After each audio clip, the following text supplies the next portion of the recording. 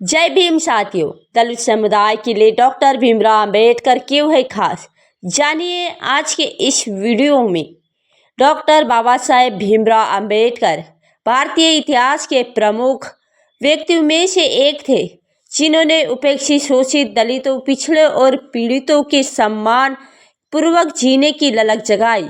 हजारों सालों से हो रहे शोषण और दमन के उन कारण मानसिक रूप से मृत पड़ी जमात के मन में अपने अधिकारों के प्रति जो बिगुला फूका था, वह कारवा बनकर निरंतर बढ़ता जा रहा है।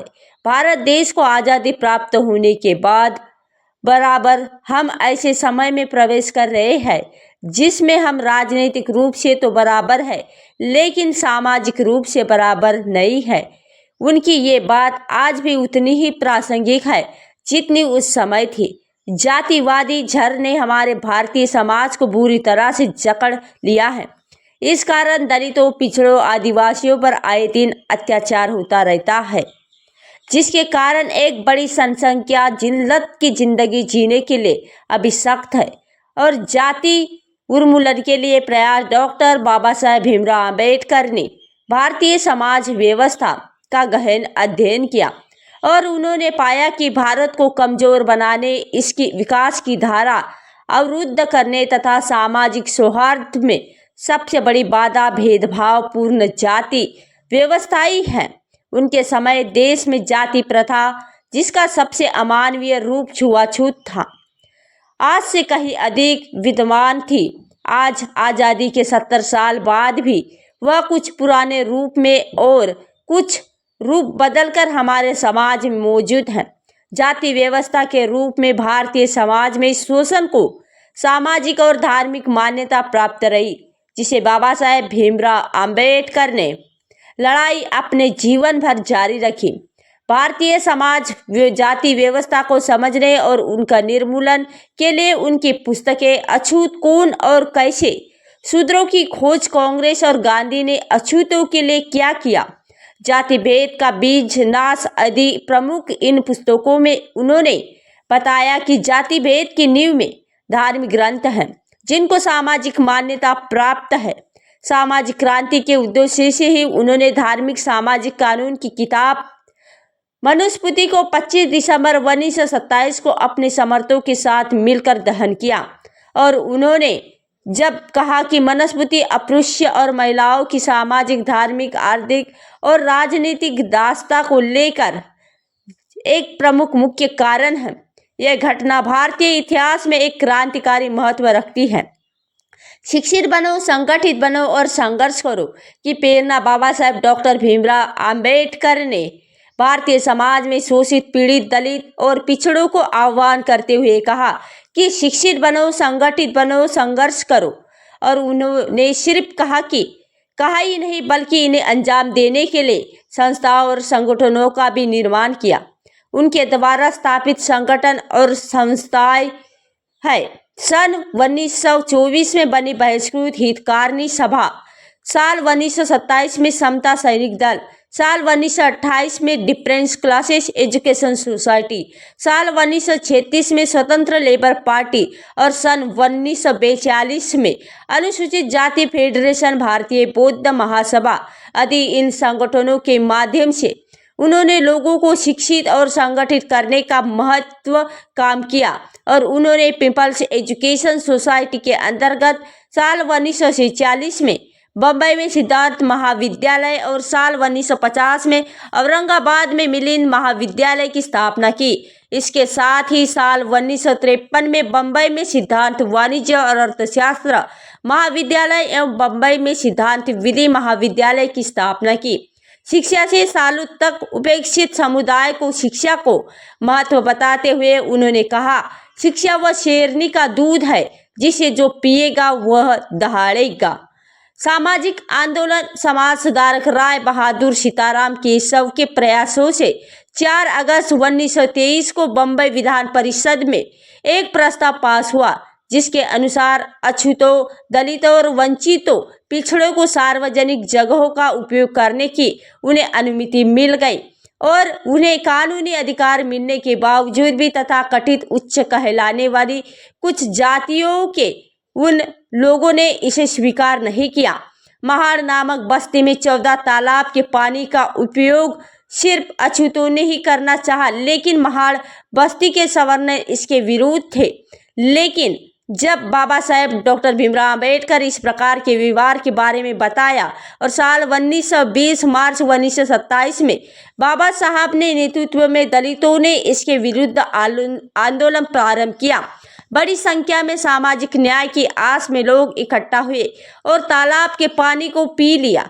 जिस पानी को कुत्ते बिल्ली पी सकते थे, जानवर पी सकते थे, उसमें नहा सकते थे, उस पानी को दलित छू भी नहीं सकते थे। मानवीय गरिमा का इतना पतन, इस कारण बाबा साहेब चिंतित और दुखी हुए।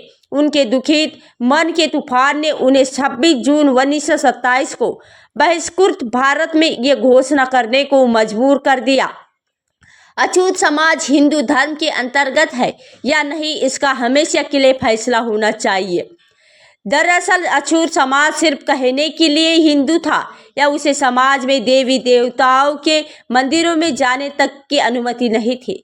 इसका असर हम आज भी आज़ादी मिलने के 70 साल बाद भी देखते हैं, जो कभी अखबारों में सुर्खियां बन जाती है और कभी कभी गांव समाज में ही उन्हें दबकर रह जाती हैं। ऐसे समाज में डॉक्टर बाबा साहेब भीमराव अंबेडकर के नेतृत्व में उन्होंने नासिक के कालाराम मंदिर दर्शन के लिए दलितों ने आंदोलन प्रारंभ किया और हजारों की संख्या में जब दलित मंदिर परिसर के पास पहुंचे और वहां के कर्मचारियों ने मंदिरों के दरवाजे बंद कर दिए। 1 महीने के लिए दरवाजे बंद रहे, लेकिन रामनवमी के दिन हर साल की तरह मूर्ति को रथ में बिठाकर जुलूस निकाला था। इसलिए मजिस्ट्रेट के सामने समझौता हुआ कि दलित उनको और सवर्ण दोनों मिलकर जुलूस निकालेंगे। कई दिनों के पश्चात कालाराम मंदिर कानून बना और दरवाजे दलितों के लिए खोल दिए गए। गोलमेज सम्मेलन और पुनः पैक्ट गांधी के नेतृत्व में सविनय अवध्या आंदोलन चल रहा था। कांग्रेस के नेता जेल में थे और ब्रिटिश सरकार और कांग्रेस के बीच समझौता हुए बिना ही अन्य नेताओं और रियासतों के सहयोग से उन्होंने जब लंदन में गोलमेज सम्मेलन का आयोजन ब्रिटिश प्रधानमंत्री रमंड मैकडॉवेल की अध्यक्षता में 12 नवंबर 1930 को प्रारंभ हुआ। वायसराय के निमंत्रण पर डॉक्टर भीमराव अंबेडकर दलितों के नेता की हैसियत से गोलमेज परिषद में शामिल हुए। सभी नेताओं ने अपने अपने पक्ष रखे और उनमें से डॉक्टर भीमराव अंबेडकर ने बड़ा ही ध्यान आकर्षित करने वाला भाषण प्रस्तुत किया। उन्होंने कहा, मैं जिन अछूतों के प्रतिनिधि की हैसियत से यहाँ उपस्थित हूँ, उनकी कुछ मजबूरियाँ स्थिति गुलामों और पशुओं से भी बदतर है। पशुओं को तो उनके मालिक छूते हैं, पर हमें तो छूना ही पाप समझा जाता है। हमारी स्थिति जो पहले थी वैसी ही ब्रिटिश राज में है। हमें हमारे हाथों में राजनीति सत्ता चाहिए कि हम अपना दुख स्वयं दूर कर सकें। डॉक्टर अंबेडकर के भाषण के सभी प्रभावित हुए और उन्होंने दलितों के लिए पृथक चुनाव, निर्वाचन संघ एवं सुरक्षित सीटों तथा नौकरियों में प्रवेश की मांग की और इस सम्मेलन में हिंदू मुस्लिम समझौता न बन सका और सम्मेलन समाप्त हो गया। 5 मार्च 1931 को गांधी इरविंग समझौता हुआ।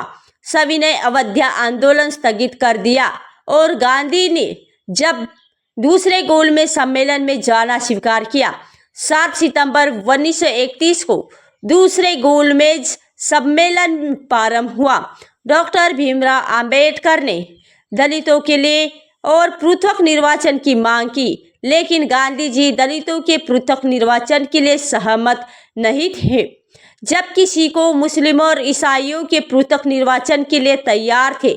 उनका इसमें तर्क था और इसके हिंदू समाज के बिखर जाएगा। यानी 20 अगस्त 1932 को ब्रिटिश प्रधानमंत्री के उन द्वारा सांप्रदायिक निर्णय घोषणा हुई, जिसमें दलितों को पृथक निर्वाचन का अधिकार मिला और साथ में आम निर्वाचन में भी मत देने एवं उम्मीदवार होने का अधिकार दिया गया।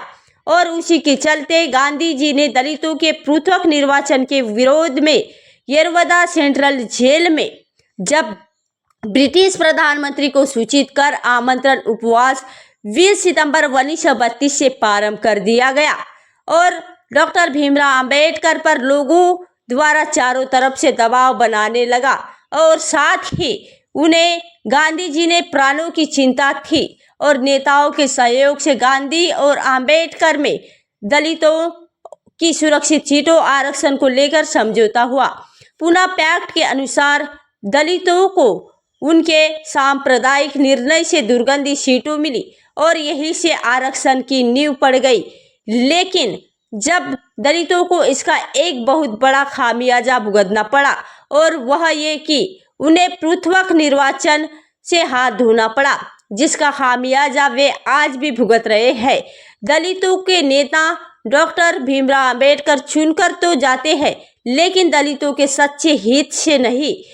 जब निर्वाचन न मिलने के कारण डॉक्टर भीमराव अंबेडकर को चुनाव में हारना पड़ा था और हमेशा अपने निजी जीवन की परेशानियों को भूलकर दलितों, पिछड़ों, महिलाओं और वंचितों के समुदाय को सामाजिक न्याय दिलाने के लिए प्रयासरत रहे। आज उन्हें विश्व के सबसे बड़े संविधान के निर्माता और सिंबल ऑफ नॉलेज के नाम से भी जाना जाता है। कहते हैं ना, बड़े 21वीं सदी बाबा साहेब भीमराव अंबेडकर की है। उनके लोकतांत्रिक विचारों का असर समाज में दिन प्रतिदिन बढ़ता ही जा रहा है। तो आज डॉक्टर भीमराव अंबेडकर का भारतीय समाज में वंचितों के सम्मान की लड़ाई शुरू करने के उनके अद्भुतपूर्व योगदान के लिए वे दलितों और पिछड़ों के लिए एक सूर्य समान हैं, जिनसे वे रोशनी, जीवन और ऊर्जा प्राप्त करते हैं। और एक बहुत बृहद ग्रंथा एड हिज धम्मा की रचना की, जो भारतीय बौद्ध में विशेष रूप से डॉक्टर भीमराव अंबेडकर ने आजीवन अछूतों के लिए अधिकार की लड़ाई लड़ी। और वह, यदि आपको हमारे द्वारा बनाए गए ये वीडियो पसंद आया हो और आप चाहते हैं कि हम आपके लिए रोजाना ऐसी ही वीडियो लाते रहे, तो आप हमें आर्थिक मदद कर सकते हैं और दिए गए QR कोड को स्कैन करके हमें आर्थिक मदद भेज सकते हैं, जिसकी हमें इस समय बहुत ही आवश्यकता है। बाबा साहेब पर बनाए गए हमारा ये वीडियो कैसा लगा, आप कमेंट करके जरूर बताइए। दोस्तों, आज की वीडियो में बस इतना ही। इस चैनल पर सिर्फ बाबा साहेब से जुड़ी, जीवन से जुड़ी छोटी बड़ी सभी जानकारी लेकर आती रहती हूँ। यदि आप बाबा साहेब आम्बेडकर को दिल से मानते हैं तो हमारे इस चैनल को सब्सक्राइब करके बेल आइकन घंटी ऑन कर लीजिए और नीचे